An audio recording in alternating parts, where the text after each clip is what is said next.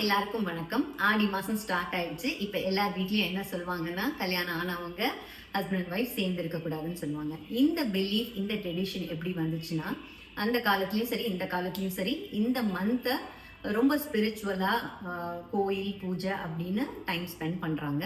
அதனால சொன்னாங்க. அது மட்டும் இல்ல, இது மான்சூன் சீசன், ரெயின்ஸ் ஜாஸ்தியா இருக்கும். ஸோ இன்ஃபெக்ஷன் வரதுக்கான வாய்ப்புகள் ஜாஸ்தி இருக்கு. இந்த மாசம் கன்சீவ் ஆனாங்க அப்படின்னா சித்திரை மாசம் குழந்தை பிறக்கும். ஸோ அம்மாக்கும் சரி பாப்பாக்கும் சரி அண்ட் அந்த டெலிவரி ஜேர்னி, அந்த டெலிவரி பீரியட் டிஃபிகல்ட்டா இருக்கும். அந்த காலத்துல மெடிசன் அந்த அளவுக்கு டெவலப் ஆகல. ஹாஸ்பிட்டல் வசதி, மிச்ச ஃபெசிலிட்டிஸ் எல்லாம் கம்மியா இருந்ததுனால இதெல்லாம் ரொம்ப டிஃபிகல்ட்டா இருந்தது. இப்போ நமக்கு அந்த மாதிரி கிடையாது. மெடிசன் வந்து ரொம்ப வாஸ்டா டெவலப் ஆயிருக்கு. நமக்கு ஹாஸ்பிட்டல் ஃபெசிலிட்டிஸும் சரி, மற்ற எல்லா ஃபெசிலிட்டிஸும் அவைலபிளா இருக்கு. ஸோ இது அந்த இப்போ அப்ளிகபிள் ஆகாது. ஆனா ட்ரெடிஷ்னலா பார்க்கணும், ஸ்பிரிச்சுவலா பார்க்கணும் அப்படின்னா அது இண்டிவிஜுவல்ஸோட சாய்ஸா. ஸோ இது மித்தா ட்ரூத்தா அப்படிங்கிறத நான் உங்ககிட்டயே விட்டுடுறேன்.